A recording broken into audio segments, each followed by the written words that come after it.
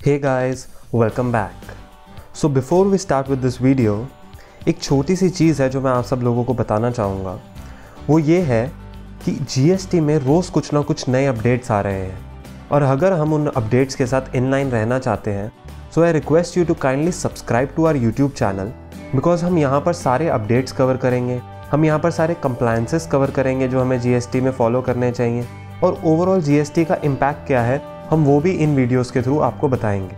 So don't forget to subscribe to our YouTube channel if you like our videos and if you want to stay updated with what's happening in the business environment. So let's start with our today's topic, that is ऐसी कौन कौन सी चीज़ें हैं जो हमें ensure करनी चाहिए before accepting a tax invoice and before raising a tax invoice on our customers as well. तो जो सबसे पहली चीज़ है जो मेरे को अपने इनवॉइस पे चेक करनी चाहिए जब मुझे सप्लायर से कोई इनवॉइस आता है वो ये है कि उस सप्लायर का GSTN नंबर, उस सप्लायर का नाम और उस सप्लायर का एड्रेस उस इनवॉइस पर मेंशन होना चाहिए.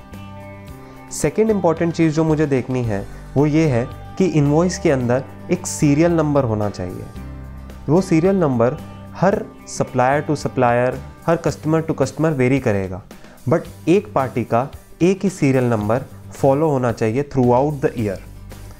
और एक और चीज़ गवर्नमेंट ने प्रिस्क्राइब करी है वो ये है कि जो सीरियल नंबर है ये 16 डिजिट से ज़्यादा नहीं होना चाहिए और इन 16 डिजिट्स के अंदर जो भी आपके स्पेशल कैरेक्टर्स हैं, हाइफन्स हैं, कॉमास हैं, वो सब इंक्लूसिव है. तो आप इंश्योर करिए कि आपकी ये जो नंबर सीरीज़ चल रही है अपने इनवॉइस के ऊपर ये 16 डिजिट से ज़्यादा नहीं है, क्योंकि जो हमारी रिटर्न के फॉर्मेट्स हैं उसमें गवर्नमेंट ने 16 डिजिट तक ही रेफरेंस नंबर फिल करने की स्पेस प्रोवाइड करी है. थर्ड इंपॉर्टेंट चीज़ जो एक इनवॉइस पर आपको चेक करनी है that is the date of issue. अब डेट ऑफ इशू बहुत इंपॉर्टेंट है क्योंकि वो कई चीज़ें डिटरमाइन करेगी हमारे GST के अंदर. So date of issue should be mentioned on the invoice. Fourth important point is कि जो रेसिपिएंट है, अब मान लीजिए जब आप अपनी परचेजेस कर रहे हैं अपने किसी वेंडर से तो आप उस केस में रेसिपिएंट बन जाते हैं. So every recipient's GSTN name and address should be mentioned on the invoice. So जब आप कोई इनवॉइस एक्सेप्ट कर रहे हैं तो इंश्योर कीजिए कि आपका GSTN भी उस इनवॉइस के ऊपर आना चाहिए और आपका नाम और आपका एड्रेस उस इनवॉइस पर होना चाहिए. फिफ्थ चीज़ इज़ कि अगर हमारा बिल टू एड्रेस और शिप टू एड्रेस डिफरेंट है तो उस सिनेरियो में गवर्नमेंट ने स्पेसिफिकली बोला है कि आप अपना बिल टू एड्रेस और शिप टू एड्रेस दोनों अलग से इनवॉइस के ऊपर मेंशन करेंगे और उस केस में स्टेट कोड और स्टेट का नाम जिधर भी डिलीवरी हो रही है गुड्स की उस स्टेट का कोड और उस स्टेट का नाम उस इनवॉइस पर मेंशन किया जाएगा. नेक्स्ट इंपॉर्टेंट चीज़ है हमारा HSN और SSE कोड. तो GST के अंदर गवर्नमेंट ने सभी गुड्स को एक HSN कोड दे दिया है और सारी सर्विसेज को एक SSE कोड दे दिया है. तो अगर आप कोई भी इनवॉइस रिसीव कर रहे हैं या आप कोई भी इनवॉइस इशू कर रहे हैं तो इंश्योर दैट कि उसके ऊपर करेक्ट HSN कोड और SSE कोड मेंशन्ड होना चाहिए. Apart from this HSN and SSE code government ने बोला है कि description of your goods and services should also be mentioned on your tax invoice. तो आपको उसे एक छोटी सी लाइन में डिस्क्राइब करना है अपने गुड को कि ये गुड है क्या या ये सर्विस है क्या. मान लीजिए अगर मैं कोई CA की सर्विस दे रहा हूँ तो वहाँ पर मैं लिखूँगा professional charges for providing CA consultancy. Accordingly मैं उसका SSE कोड भी उसके आगे मेंशन करूँगा. अब गुड्स के केस में हमारे पास क्वांटिटीज़ हमें मेंशन करनी है कि हमने कितनी क्वांटिटी परचेज़ करी है अपने वेंडर से या हमने अपनी कितनी क्वांटिटी सेल करी है. सो हमें उसे यूनिट्स में मेजर करके लिखना है. अब that units can be litre, unit, piece, वो accordingly product to product vary कर सकती है. जो नेक्स्ट इंपॉर्टेंट चीज़ है that is the total taxable value लिखनी है मुझे अपने इनवॉइस के ऊपर. अब जब मैं ये सारी चीज़ें मेंशन कर दूंगा तो उसके बाद लास्ट में मुझे जाकर ये बताना है गवर्नमेंट को कि इस इनवॉइस की टोटल टैक्सेबल वैल्यू कितनी बनती है मेरे पास और उस टैक्सेबल वैल्यू के ऊपर मुझे अपना रेट ऑफ टैक्स चार्ज करना है.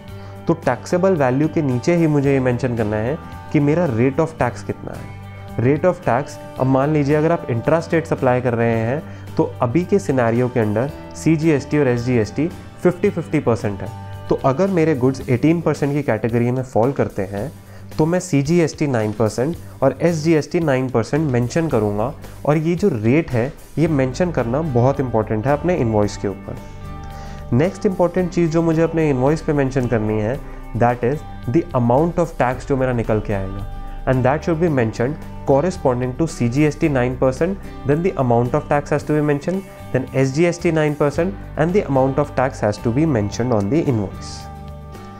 One of the most important things that has to be mentioned on the invoice is the place of supply.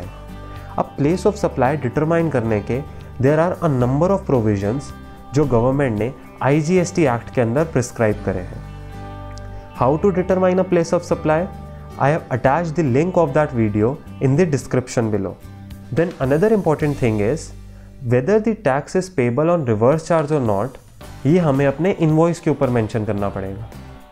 अब मान लीजिए अगर मैं कोई लीगल कंसल्टेंसी दे रहा हूँ या लीगल रिप्रेजेंटेशनल सर्विसेज दे रहा हूँ, तो एज अ लॉयर मैं अपने इन्वॉइस के नीचे मेंशन करूँगा that the tax is payable on reverse charge basis.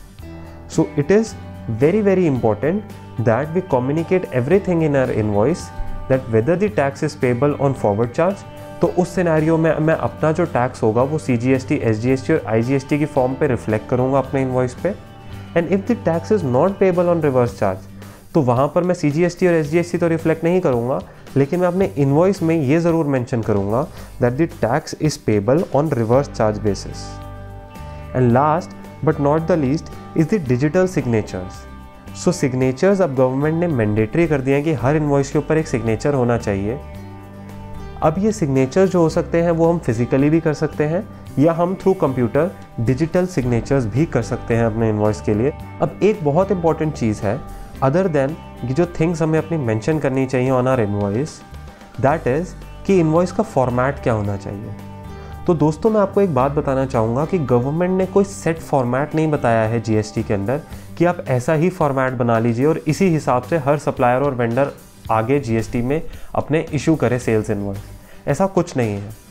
Everybody can make their own formats, but it is very important that जो पॉइंट्स हमने इस वीडियो में डिस्कस करे हैं कि ये चीज़ें एक इन्वॉइस के ऊपर मेंशन होनी चाहिए, काइंडली इंश्योर दैट ये सारी चीज़ें इन लाइन है एक इन्वॉइस के साथ, and if all these things are mention on the invoice, it hardly matters कि आपके इन्वॉइस का फॉर्मेट कैसा है।